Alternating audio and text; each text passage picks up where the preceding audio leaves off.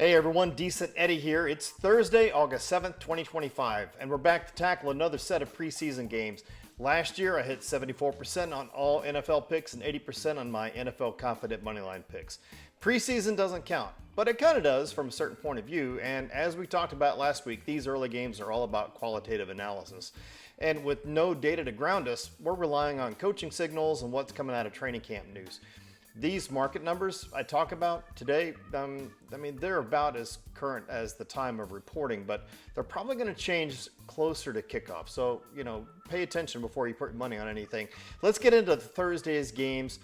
First one we've got is Colts versus Ravens.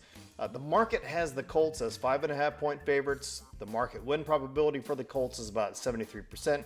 The over-under is set at 36.5 points. For the Colts, the biggest news is a clear plan for the quarterback position. They've announced that Anthony Richardson will start and play about a quarter and a half. This is a significant amount of time for a projected starter. It's a signal that the Colts want to see what he can do in a live game setting. This isn't just a handful of plays. They want him to build a lead and get comfortable, lead the team, etc. I'm also reading that Daniel Jones, the other half of their quarterback competition, will play the rest of the first half, and their roles will flip in the next game. This structured plan shows a deliberate effort to get their players evaluated in a real game scenario. For the Ravens, it's kind of a different story. Lamar Jackson is not expected to play at all, or if he does, it's only going to be for a minimal number of snaps. The game will be entirely handled by their backups. The Ravens starters may not be playing at all. They've used a recent joint practice with the Colts as their key evaluation period, I've read. This is the classic preseason approach where an established team prioritizes health over game reps for their key players.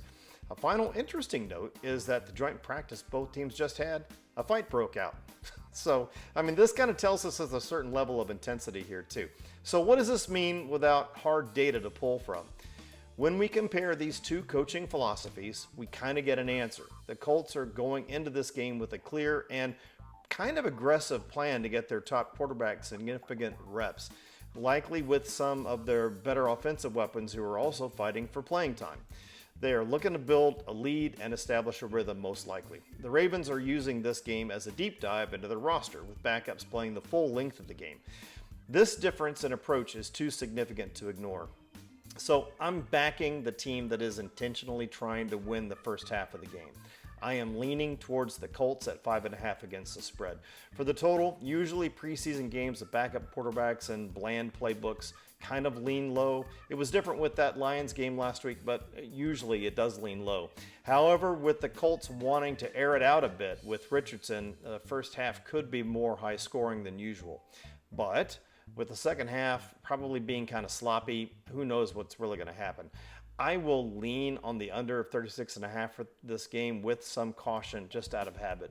For the money line, my qualitative read favors the Indianapolis Colts without any data to pull from. That's black and white. All right, next up, it's the Bengals versus the Eagles. The market has the Bengals as 5.5-point favorites. The market gives the Bengals a 71% chance to win, and the over-under is set at 37.5 points right now. Again, this is preseason, but this game, much like the first one we just looked at, has a clear signal. With the Bengals coach, that's Coach Taylor, he's explicitly stated that he will be playing Joe Burrow and the other healthy starters for several series in this game. That's a quote, several series. This is a very deliberate move. The Bengals have a history of slow starts in the regular season, and Taylor may be using this preseason to change that narrative. This kind of tells us the Bengals are approaching this game with a clear intent to get their starters some meaningful live reps against an opponent. Their backup quarterback situation is also strong with Jake Browning. He's a guy that has legitimate starting experience. He's expected to get the bulk of the remaining snaps. For the Eagles, it's a much more cautious approach, and they're kind of keeping their cards close to the vest. As the defending Super Bowl champs, they are prioritizing the health of their key players, and they have a track record of being conservative in the preseason. Also, like I said, they've really not announced any plans for starters. The Eagles have a ton of new pieces on their defense with a new defensive coordinator as well as a new offensive coordinator. But this is a situation with a lot of question marks, and I don't like question marks. Their quarterback depth is also less proven than the Bengals duo for this game, with backups expected to see most of the action. The difference in philosophy is entirely the story. The Bengals are actively trying to win the portion of the game when their starters are playing, it sounds like to me. They're going to go against up an Eagles team that is likely to just be trying to get through the game without any injuries to their key players to evaluate the roster. The Bengals have the better starting quarterback duo playing here, and a coach who is clearly trying to avoid the ifs of a rusty offense. Based on these strong qualitative signals, I'm leaning towards the Bengals at 5.5 against the spread with a total of 37.5 points. Even with Burrow playing a few reps, it's still sort of the same story for me. Typically, preseason games are kind of low-scoring deals. And you have the Eagles defense with a new coordinator. They're going to be using this game to evaluate new players. I'm going to kind of lean on the under 37.5. For the money line, the qualitative read strongly favors the Bengals on the money line here.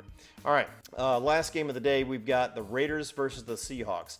Full disclosure, I'm a Raiders fan, but hey, I'm going to treat this, you got to try to believe me, guys. I'm going to be as objective as possible. Well, I'm going to be totally objective. If the Raiders aren't going to win, and I think they suck, then I'm going to tell you that they aren't going to win, and I think they suck. But here it is. The market has the Raiders as 4.5-point favorites. The market is giving them an implied win probability of just over 71%. The over-under is set at 37.5 points. This game, the storyline is about a homecoming and a proven track record. For the Raiders, the biggest factor is Coach Carroll. That's the new coach this season, returning to Seattle for the first time since leaving the Seahawks. Carroll is an emotional coach who probably would want to put his stamp on this team right away. That could be significant in the qualitative edge here. Their starters, including quarterback Geno Smith, are expected to see limited time here playing, a ceremonial cameo, if you will. This gives them a chance to build an early lead. For the Seahawks, it's a different story. Under second-year head coach Mike MacLeod, the Seahawks have no intention of playing any starters. I've read their focus is purely on evaluating their depth, and they will be relying on their backup quarterbacks to carry the load for the entire game. When you have a new, emotionally charged coach with a proven history of success in the preseason going up against his former team, and his players will see some live game action while the opponent's starters will be in street clothes, the choice kind of becomes clear. Pete Carroll is looking to send a message and get his team sharp. His history tells us he's good at doing these things, and he'll be coaching against a rookie quarterback who is going to be asked to be doing a lot of improvising here. Based on all these strong qualitative signals, I'm taking the Raiders at 4.5 against the spread for the total of 37.5 points. Even with the emotional angle, this is still a game of backups against backups for the majority of the time. Preseason games are usually pretty vanilla, and it's usually pretty sloppy. Again, I'm going to say take the under at 37.5 points. Use caution.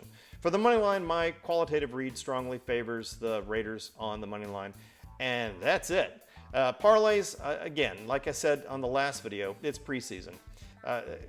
Who knows who's really playing and for how long they're going to be playing. Anything can happen here, but I will always endorse a 3-leg parlay with odds between -400 and -450, because if you do that, your odds are going to stay at or above 50%, which is what we want.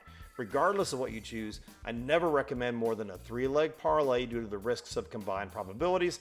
And remember, do not spend more than 10% of your bankroll in total across all your wagers in a day. Never chase losses, and if you need help, check out my channel's description. All right, thanks for watching, guys. Hey, if you found this helpful, hit like, subscribe, leave a comment, tap the bell to get my picks before tip-off on the day of the game. You can follow me on Decent Eddie Picks on Instagram, Facebook, X, Decent Eddie Picks spelled P-I-X. I'm on TikTok also. I post updated team grades there if I have them, any last-minute thoughts or in-game thoughts if I have them. But let's see what happens tonight. This is Decent Eddie signing off. Have an awesome day.